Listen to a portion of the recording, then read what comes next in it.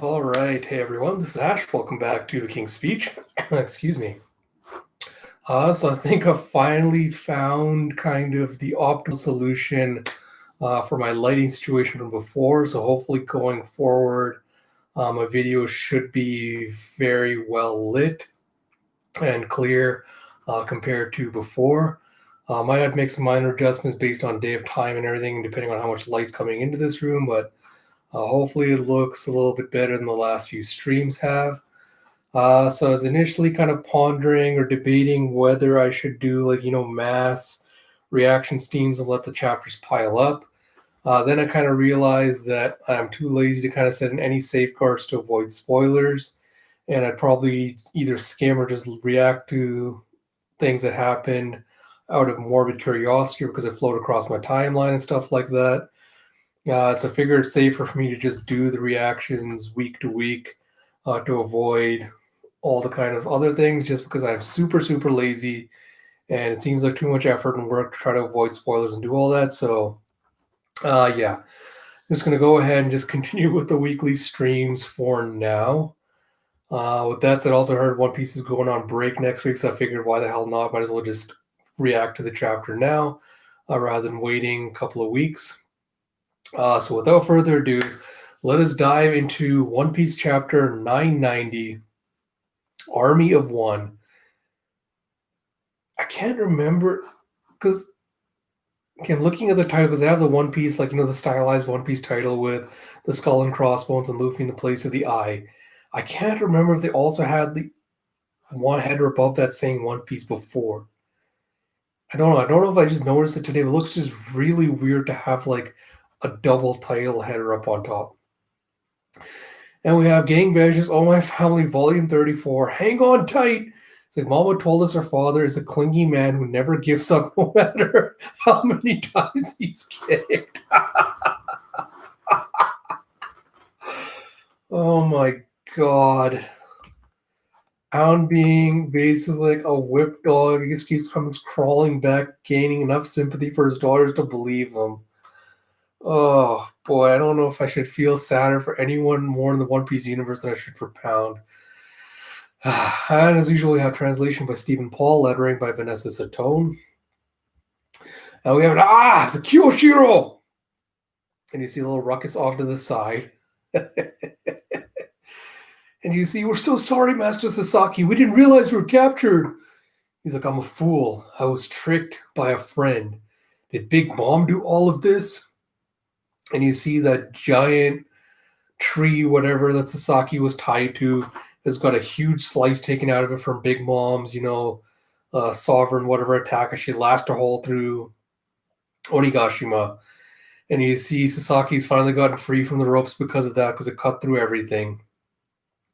And the Goonies are coming up to report to him. And he's like, yes, there was a big battle in the dome. And he goes, what kind of power sends that all the way outside? On the other hand, it did knock over the sacred tree so I could escape. And you see him taking a chug as he goes, turns out Kyoshiro is one of Oden's vassals in disguise. Now I don't care about the history of Wano, but the price for betraying me will be steep indeed. And he goes, huh? What's with all the noise up above? He's like, that's Master Kaido, sir. I pick up back on the roof with all the minks in their Sulong forms going at it with the numbers and Kaido's forces. With Kaido just sitting there silently just watching all this go down. I'll again reiterate, I really do like the Sulong form of the minks, at least for some of them. I like the way it's like all wavy-haired. You see them smashing, you think Sicilian doing some electro attacks on some grifters. And you see some of the same with the other minks kind of doing the carrot thing where they're like swooping in and out, flying on their tails as they're attacking. And you see a Bakum as Jack is back in his mammoth form and he's lashing out. He's got blood all over his snout. He's got swords sticking out of him everywhere. As you see more and more minks just dashing onto him. And you see, who's that, Brody or BB, falling back with a thwud as he knocks him aside. And you see Kinemon staring angrily at them as Jack is once again decimating the minks. And you see all the scabbards getting ready. As you see a thwump and another one falls before them.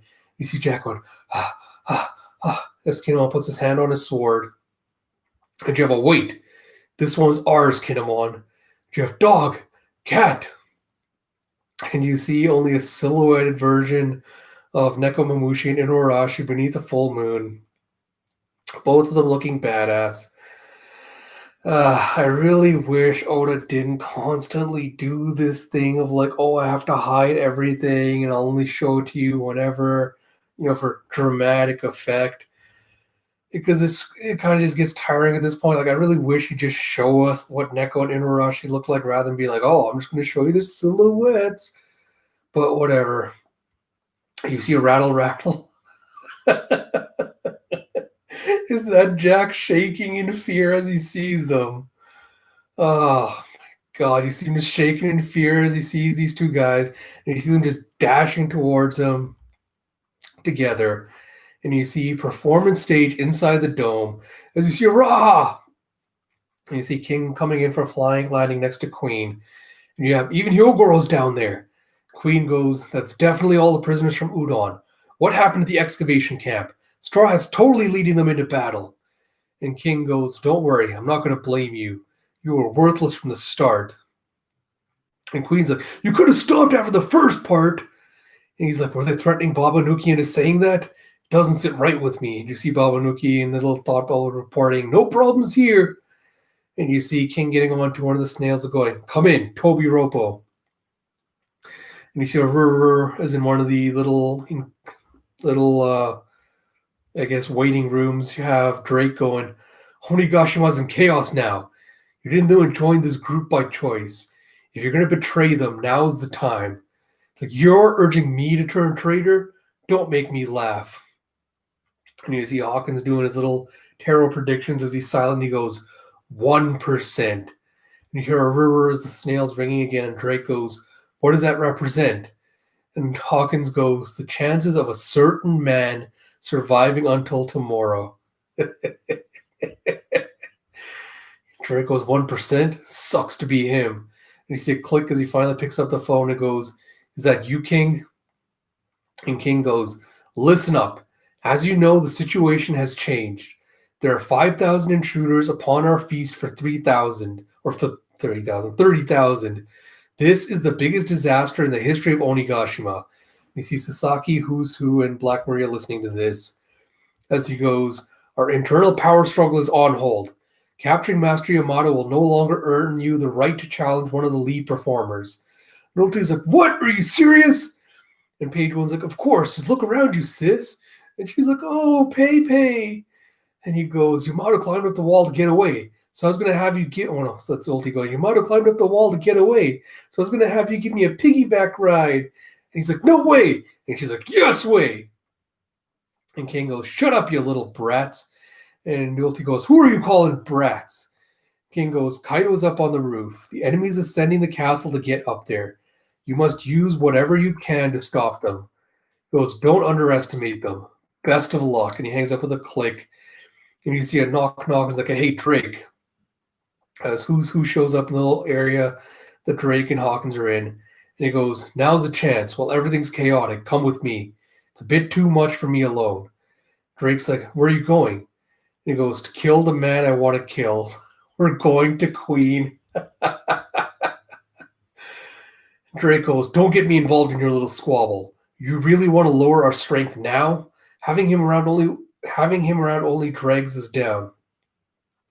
And you see Hawkins still doing his little thing, fortune telling. As you have, I don't like the sounds of this. And you see on the performance floor, it's like, onward, make sure the Straw Hats get through the castle. And you have an aye! As all the samurai and the Yakuza bosses are driving Kaido's gifters and pleasures out of the way. And you see the ninjas finally dropping into the battle to get a lead on as they go, don't get ahead of yourselves, measly Yakuza and prisoners. And you see Fukuroja, as this is going on, kind of just turns his back on them and starts walking away, which the little afro-looking blonde samurai notices. And one of the numbers, samurai go, we've got to get that big one out of the way. I've never seen such a large human being before. Let's get him. So topple him from the legs. So they go up to Juki and just start stabbing at his legs. Was it Juki or Koki? I can't remember. You have Straw Hats, we shall carve open a path into the castle for you. It's like, yes, conserve your strength for now. Also, it's Goki, the one with the huge mane, the spike club, as it goes, Goki, Goki, Kiki, as he just swings the gets ready to swing the club and brings it down. The samurai are all freaking out. And of course, Zoro jumps in, just effortlessly cuts the head off the club as he swings down. They're like, Zoro! And he's like, don't push it, you guys. Or Luffy runs through and goes, don't push it, you guys. He's like, Straw Hat? He's like, that thing's a monster. He's like, the club. And they're all trying to run out of the way as the portion that Zoro cut off comes slamming down. And Boss Jinbei comes in, just grabs it with a thwud. So that was a close one. It's like, whoa! Just one-handed. And Luffy runs up to Goki and goes, if that's supposed to be like oars, then we once teamed up like this and just barely beat one of them before. But that was a long time ago. And you see all the Straw Hats just being like, oh, we're so impressed. And Brook was like, yo! As Luffy goes, Gear 4, and goes, things are different now. He's like, Gear 4! And Hyogre goes, there it is again. Why? He looks just like a guardian deity. And you have the horn-looking jewel number coming with the juki. And you have, look out, here comes the other giant. You have Gum Gum. And you say, hey, what's the meaning of this? And you see a beaten and bloodied Drake kneeling in front of Queen, who's got one of his swords out bloodied, and he's resting his hand on it, as who's kind of flanking him. And yeah, that's what I'd like to know, Drake. Why don't you ask yourself? Back in the Flower Capital, you let Trafalgar Law escape, didn't you? We had someone watching. He's like, oh! And Hawkins is like, I figured it couldn't be anyone but you. What is your purpose? And Drake's like, aha, now I know who you wanted to kill. And Queen gets all mad, like, it was you, trash! And who's like, it's an embarrassment that this guy was ever among our ranks. He's like, what are you up to? Is it just you or a group? Who are you? And Drake's like, hate to break it to you, but you'll have to kill me before I speak. He goes, this is it then. Can't talk my way out of this. And Queen's like, you sure? My torture can break a man's spirit. Mwahaha. Oh. I'll talk about that at the end. As you have a kaboom, and one of the walls caves in with an explosion. He's like, what the? After Drake, he's an enemy. He's like, huh? And you see Drake dashing out through the hole the explosion made with a crack. He's like, what should I do? Where do I run? Is there any way back to the Navy? It's like, no, that comes later. I still have hope. He goes, out of the way, Juki. As lands at the back of the horned one, and he goes, Excalibur! And he just lashes out with both of his weapons right on top of his head as Goki gets taken out with a Kong gun from Luffy in Gear 4. And you see both the monsters just falling down. And Drake goes, if there's any hope left, and you see him thinking back to Kobe going, trust me, Luffy's amazing, man. You gotta get on his side.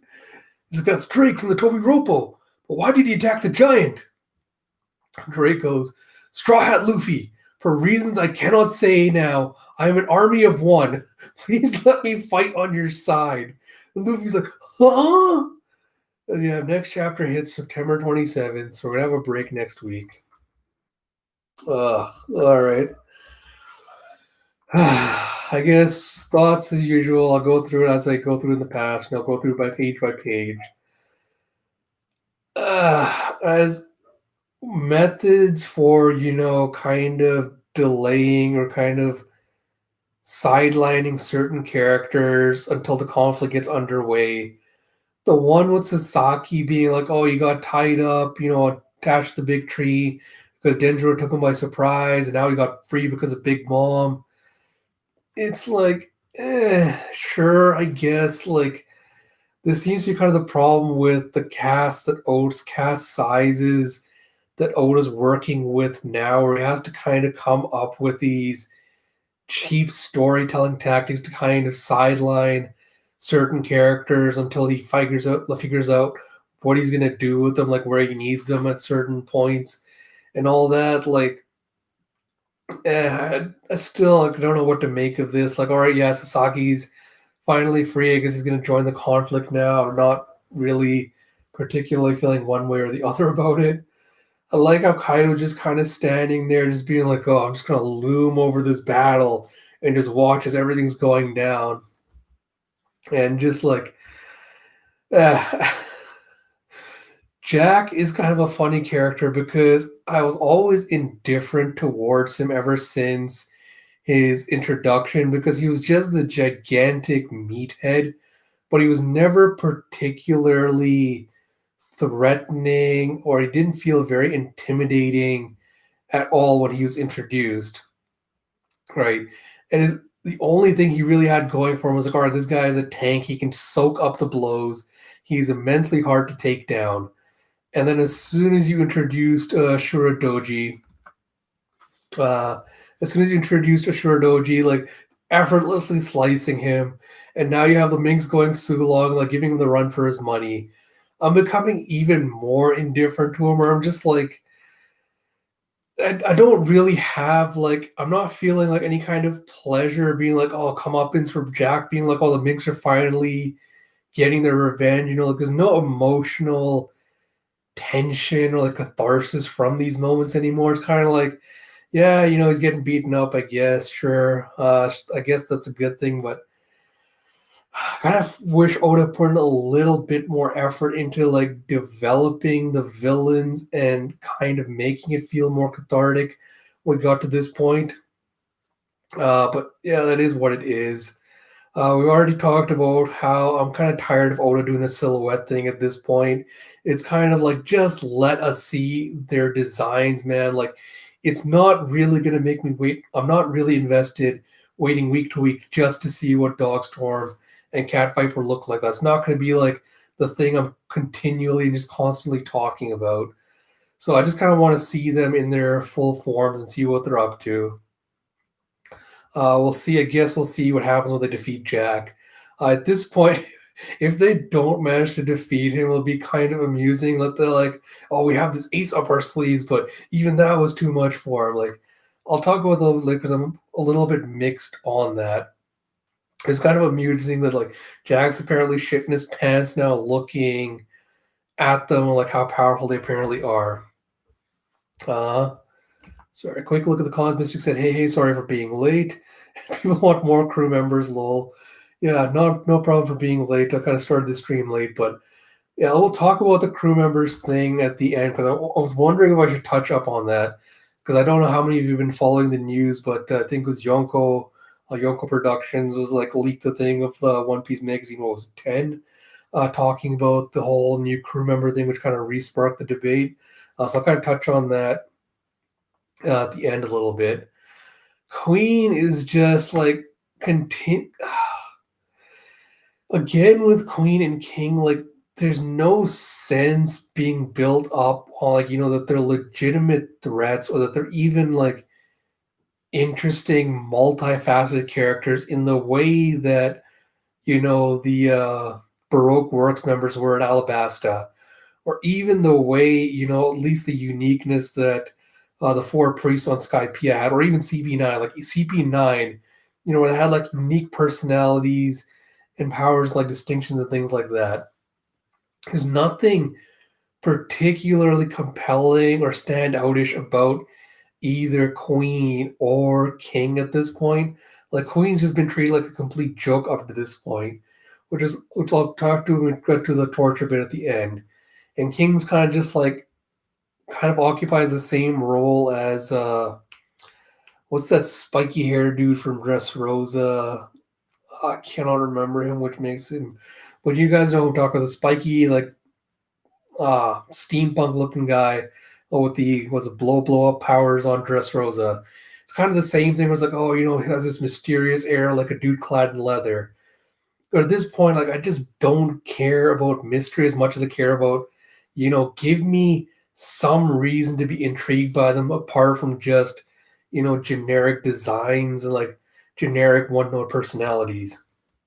But I guess that brings us to the interesting thing of this chapter, which is Hawkins doing the prediction and Drake doing the worst job possible to try and flip him to his side. Like Drake is just absolutely terrible at this kind of hilarious. So Hawkins is doing his little prediction thing, and the way Oda's framed this entire scene, it's obvious he kind of wants you to speculate on who he's talking about. Oh, is it going to be Drake? Is it going to be Luffy? I'm kind of I'm kind of going towards the direction of he's probably talking about Luffy because I think at the very start of this arc, he predicted that what like 1 month's time, like Straw Hat Luffy has what like a 13% chance or something rate of survival. So it makes sense if with everything going on with the pandemonium going on, with the raid underway, if Hawkins kind of trying to figure out the chances of, hey, is Luffy to have any chance against Kaido? Is this raid going to be successful? So I'm kind of going towards that direction of like, hey, he's probably talking about Luffy having a 1% survival chance, which makes me more excited because the only thing I'm really looking forward to now is the point where we can kind of definitively tell one way or the other, is the raid going to fail or is the raid going to succeed? Just because I want to kind of then set myself up for what to expect from the rest of the arc. So if this 1% really is kind of if talking about Luffy, kind of hoping that this means the raid is going to fail, at least temporarily. Because I should also probably talk about the idea that, Hawkins has also been pretty terrible at his predictions so far. And as a storytelling mechanism, being like, oh, this character only has a 1% chance of survival. And with Luffy being Luffy, like, of course he's going to subvert expectations. Of course he's going to survive no matter the odds and all of that. But I'd like some compelling storytelling and some setbacks before we get to the eventual victory. So I'm hoping we get to a certain point where we can kind of definitively say which way or another is going to go. That said, it could also be Drake that Hawkins is talking about because of the whole traitor reveal now. And the fact that everyone kind of clued in on the fact that Drake is apparently a traitor because he's so bad at being a spy. We'll have to see. I'm not going to bother trying to speculate on it anymore because of Oda's, penchant for being like, oh, I want to be unpredictable. I will say, I honestly feel like it would have made for a more compelling storyline if it turns out who did want to kill Queen, because I think that would have given the Toby Ropo and the Calamities the personality, like the more personality and more intrigue and mystery than they currently have right now. Like, I'd be vastly more interested in knowing why Who's Who wants to take out Queen, like what kind of backstory and history they have, rather than being like, oh no, Who's Who is just playing, the game. And again, Oda's trying to be unpredictable, being like, oh, you thought Who's Who and Queen were going at each other, but nope, it was actually Drake. Oh my god, did anyone predict that? Like, it's one of those things about Oda which really, really bugs me, and how people keep bringing it up, where they're like, "Oh, Oda needs to be unpredictable." Like, I really want to do a little bit of a dive into why that kind of mindset frustrates me and why it makes for such poor storytelling. But I don't want to derail this video, but I might do a video separate on that. Mystic said it needs to fail. I really, really, really hope it does. Not just because that's not just because of like all the various predictions and things I've had, but because I cannot see the raid succeeding the way it is going now. And it reaching like the conclusion it needs to, because there's still so many characters I feel like need to show up. I've pointed this out in my forum videos, but Moria still isn't here, and I feel kind of weird if Kaido got taken down and Moria didn't have, a role to play in him being taken down. We still haven't gotten a conclusion to CP0, their whole deal with Orochi was like, oh, we promise you a battleship. Orochi is definitely not dead, so we have to have his whole thing of like, him getting back up, kind of formulating another plan and going through with that. So like there's so many parts still left out. I cannot see the raid concluding at this point. And the only reason I'm kind of even humoring the idea is because of how much Oda's been hammering in this idea of like, oh, I want to end One Piece in 5 years. I want to end One Piece in 5 years. Like he's been pretty consistently saying that in these last few interviews, and I think people put together a timeline which made it seem like, it's not as bad as his past kind of predictions and things were. So he seems kind of intent on doing that. And the way he's been rushing through Wano's kind of make me even more worried that he's kind of pushing through a lot of this to try and get it finished and done. I hope he's not going to do that. I hope he does commit to telling a good story, even if it does take a little bit more time. But we'll have to wait and see if that actually happens. And the Fukurojo going off to the side makes me wonder if he's seen Orochi's like headless corpse moving, and he's kind of just been like, "Oh, I'm a triple agent, playing for the other side still." That's only pretending to be loyal to Kaido. Because I don't know if I can't remember if he's the one I'm thinking about, where he said like he's loyal to Wano, whoever sits on the throne, or something like that. I'm not sure if I'm just imagining he had a moment like that or not. But I suppose that could be an interesting thing for it. And at this point, like the Straw Hats just jobbing all of Kaido's crew isn't particularly like interesting or compelling, and it doesn't really particularly like keeping me invested in the story. Like I wasn't particularly a huge fan of battles before, but there's always an element of like excitement and tension in these battles, which kind of kept me invested. Even the battles themselves weren't that interesting. But seeing the Straw Hats just casually jobbing the numbers after Oda set up this whole thing of like, oh, the numbers are like, these big, huge monsters, like, oh, they're going to be these huge threats. Even Luffy being like, oh, they're ore-sized monsters. Like, oh, what are we going to do? And Zoro just kind of casually being like, yeah, I'll just slice his club off. And Luffy being like, I'll just punch him in the face and take him out. Like, this is a problem I'm going to have with when we eventually get to Elbaf as well.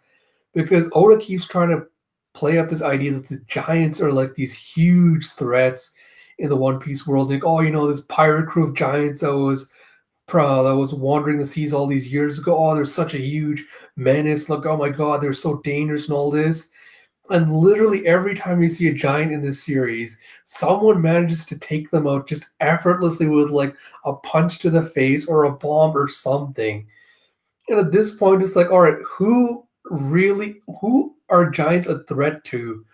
Apart from, Marine General Man, who's got like, the fire, who's got like a gun and he's just like, yeah, I got no special superpowers or anything. Like, who are they really a threat to?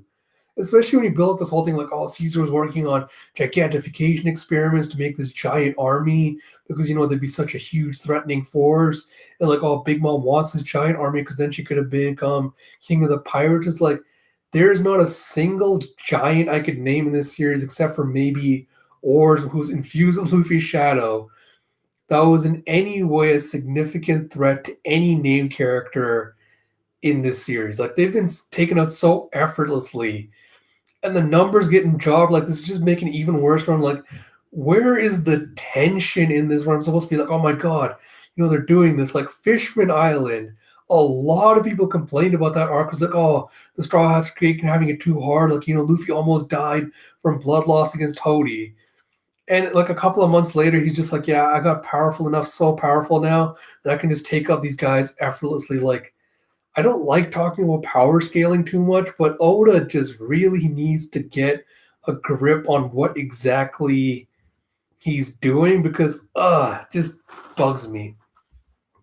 But yeah, like the numbers getting jawed by Drake and the Straw Hats is just like, if you expect me to take these guys seriously as a threat, Oda, then maybe actually make the characters struggle to take them out. Oh, one more quick thing I should probably address for that before I kind of wrap things up with that.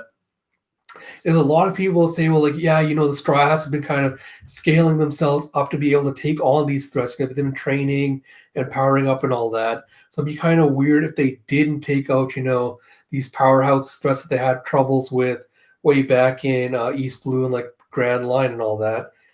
It's like, yeah, but you'd also expect the ones in the new world to have also gone through the same trials and tribulations the Straw Hat did, to also have Haki, which seems to be like the bare minimum of things you need to have in the new world, right? And also like significantly increase their power level upwards. So the Straws are like, oh, Straws started here. Most times so they should be here. Like the enemies in the new world should still be like a little bit above them, not just be like, oh, the Straw Hats are like now equal to them after 2 years of mastering the basics of hockey. But that's probably a discussion for another video because I'm going to get hugely derailed if I keep talking about that.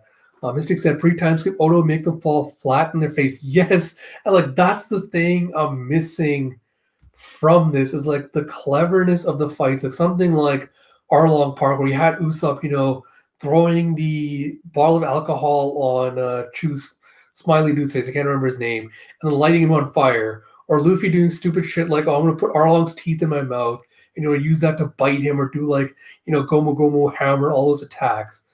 I miss the creativity of those fights where it felt like they actually had to put in, effort to be able to go through, this massive wave of like all these enemies and everything. And right now it feels like, we've gotten to the point where they're just kind of easily making their way through hordes of enemies with little effort. And there's no like significant injuries or stuff they sustain in the same way, at the end of Thriller Bark where they're like, oh shit, we're so badly injured. And like, the injuries kind of kept carrying on from arc to arc to arc. Where it's like, the injuries on Thriller Bark partially led to their defeat on Sabaody. So like, oh shit, we're still so badly hurt from all this damage we took that, we got defeated.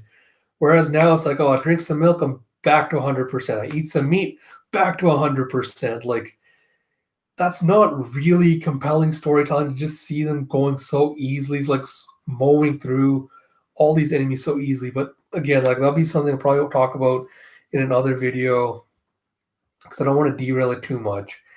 The only thing I'll say to a counter to that, and that might potentially make all of this better in retrospect, is if Oda's deliberately doing this to build a sense of overconfidence, to build a sense of to make everyone overconfident, basically to pull the rugs out from under us when everything does get really serious. Because I've brought this up before, I feel like I've said this before, that I feel like a majority of Kaido's crew will be Awakened Zone users. Like I expect at minimum at least the Calamities to be Awakened Devil Fruit users along with Kaido. And we saw back in Impel Down how hard it was to keep those Awakened Zone users down, like how quickly they recovered and kind of got back on their feet. So if that's the route Oda's going, where it's like, all right, they're going to get super overconfident and think they're taking out all these enemies really, really quickly. But it turns out when they activate these powers, they're going to suddenly be a lot harder to take down because their recovery rate will go up, their strength will go up, all those things will start going up. And suddenly they'll start getting driven back. That would make a lot of this better in retrospect.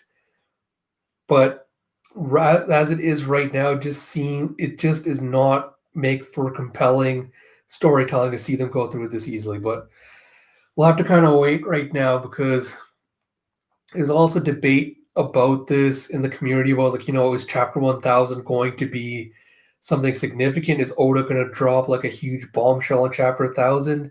I think looking back, there wasn't too many of the 100 chapters or something significant happened. I think 500 was one of them where 500, I know it was Raleigh was introduced. That was like a big event moment. 700, I think, might have been one as well because that was when Doflamingo left the Warlords. 800 wasn't as significant because 795 was Kaido's introduction, which is also a big moment in the series. And I know like 802 or 803 or something when we found out Zou Zunesha was a big moment. So there are ones that have happened around like certain chapters and things like that. So yeah, Oda could be building up to something with chapter 1000. I hope that's what he's doing. We'll have to see because there's still 10 chapters to go before that. Depending on breaks, because I think I calculated this a few weeks ago. Depending on how many breaks and everything he takes, if he takes, I think, about 3 or 4 breaks, he could end up with having chapter 1000 land right before the big Christmas break the Shonen Jump takes, which I could see him doing, drop a big bombshell reveal on chapter 1000, then have the Christmas break and have everyone kind of speculating and debating for 2 weeks on what happened in the events of that chapter. So I could see something like that happening, but I'm still just kind of waiting for the moment where I become really invested in this fight and the struggles. Right now, it's kind of like reading week to week. It really is kind of a boring experience. I'm like, yeah, there's a few amusing things, but it's just so boring compared to what the series used to be like. And it's kind of disappointing seeing that. Which brings me to the last thing with Drake being outed as a traitor. I already made the jokes about him being a terrible spy.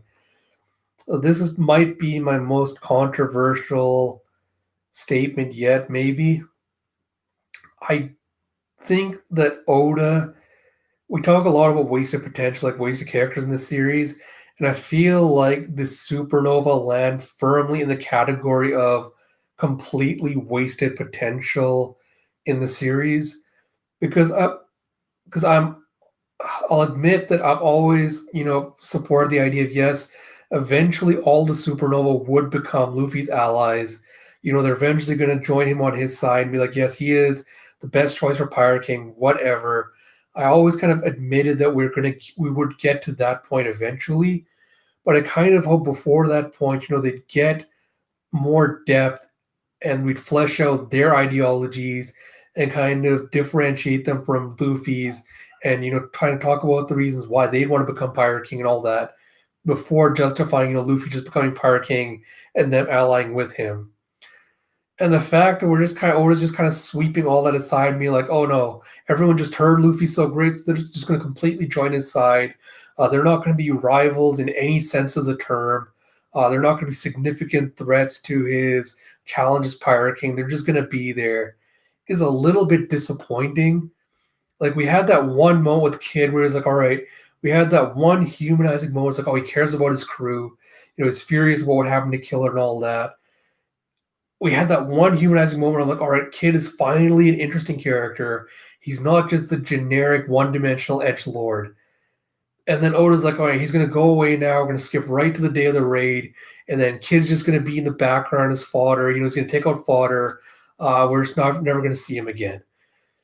And it's like, are you kidding me, Oda? Like, he spent so much effort on like, oh, I'm going to build up Law. I'm going to make sure he's there all the time because he's the cool guy and he's popular and he's all this. And like, that's fine, but could you give like some of that treatment to some of the other characters?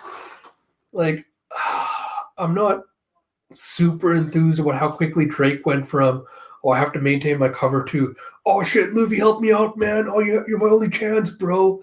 Like, it feels too quick, but I don't know. Maybe how events will play out will change my mind, but yeah, it's a little bit disappointing. So Mystic should they should put up a little fight at least. Oda should talk to Kishiro Sensei on how to do power scaling. Well, yes, he should because Battle Angel Alita, like it does that so well. We have the creativity in the fights, and you also have the power scaling done really well. So it feels like the effort and the victories are both kind of really well interconnected, and you feel all of it. Like Zex's fight with God, what's the dude from? Sorry, my brain is dying right now. But the dude from the festival, the God guy, like that was a good example of that. It was like, all right, Zex had to like think out of the box, be like, all right, how am I going to defeat this person?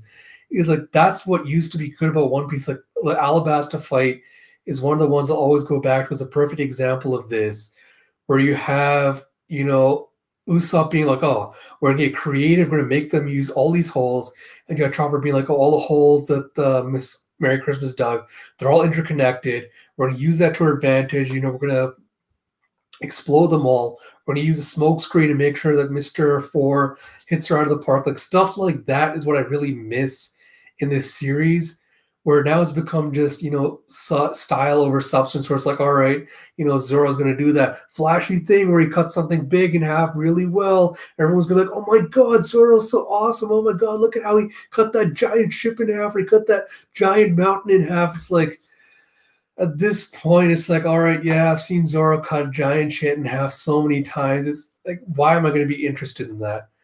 Why would I be more interested in that than, say, the time where he couldn't cut Mr. One?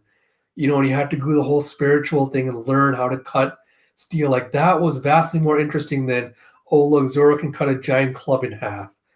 At this point, it's like, all right, Oda, you really kind of have to up your game rather than being like, oh, I'll just punch stuff really, really hard and that'll get me through it. And good friend Farco is here. And he's like, Big Mom was kind of easy to handle last chapter. I wonder if Kaido and the Toby Roppo will be a real threat. And yeah, the numbers being so easy to beat was a big disappointment after this long wait to see them actually fight.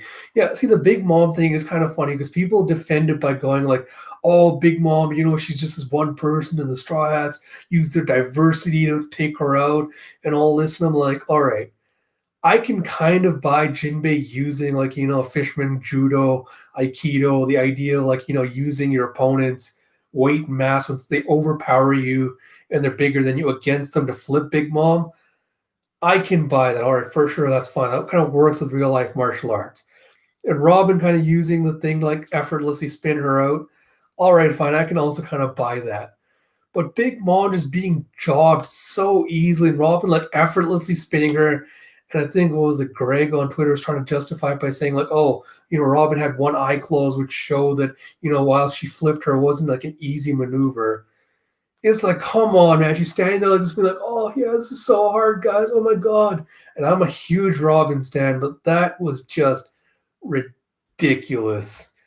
Like, it's just so bad how Big Mom, like, it was established as this major threat back in Whole Cake Island. And Jinbei had to use his strongest attack on her to even make a dent and just, like, force her back a little bit. And now it's just like, yeah, Big Mom's being tossed this way and she's being tossed that way. Like, I wonder if Kaido and the Toby Roppo will be the real threat. I hope so, but like we haven't really seen anyone apart from Ulti fighting. Like the rest are kind of just casually standing around. So I hope we get to see them in their dinosaur forms and finally kind of take center stage. Because, well, who was it called? Because Page One also kind of got pretty easily taken out by Sanji. And Ulti kind of got hit by Yamato. We don't really know like what Yamato's whole power level is.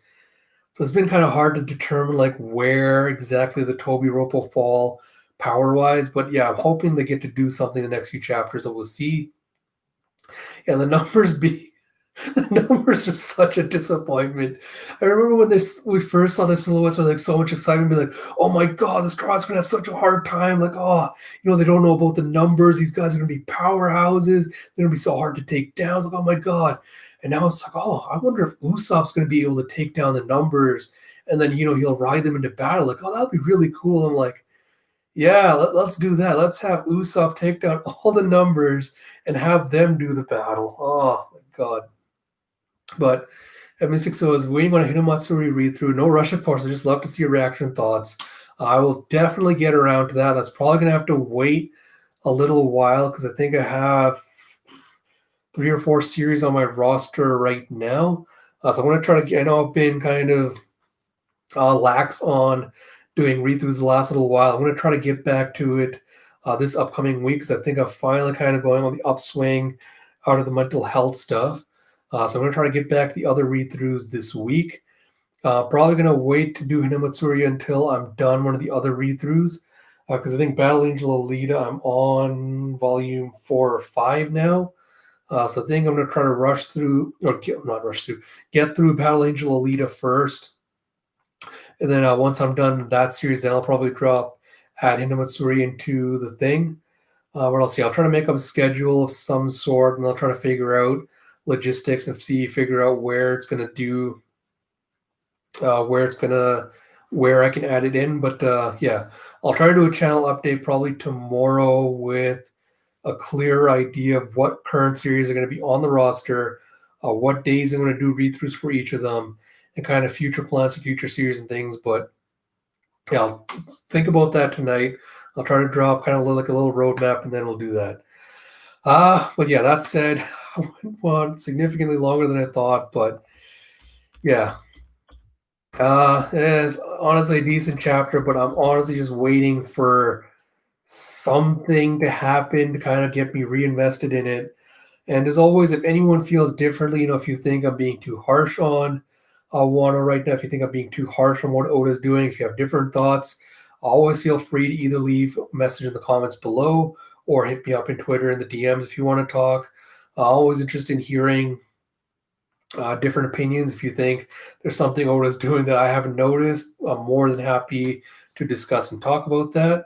So there'll be a break next week, so I'll figure out what I'm going to do instead of doing the One Piece reaction. So expect the next one to drop on the 27th. And apart from that, as always, I really appreciate everyone that drops in for these streams. Really do appreciate chatting and talking about the series. Even though I'm not as in love with it as I used to be. Mystic said, calling every chapter just decent hurts. OP isn't supposed to be just decent. Yeah, honestly, like it kind of kills me because I'm just like, I used to love this series and I can see all the potential. It has to be better. But every week when I see like the little things that Oda could have done to make it better, which he did, and kind of just kind of really gets me like it could be so much better. But every week I'm just kind of like sitting here being like, it's fine. It's fine. Like, not much else I can really say. It's decent, I suppose. I suppose that thing was epic or whatever, but I don't know. Hopefully, like, because Wano is, like, despite all my misgivings with it, Wano is going to be a significant, like, turning point in the series and to kind of determine, like, the future direction of it. So I'm hoping Oda is, like, kind of ramping up to that point where it's going to be like, yeah, this is where all the good stuff's going to come to a head, and that's when it really starts seeing all of it, like the investment, everything going up. We'll have to wait and see. That said, I think I've talked enough. Thank you, everyone that tuned in. As always, it's going to be a lot of fun doing these streams. Till next time, this is Ash. Talk to you all later.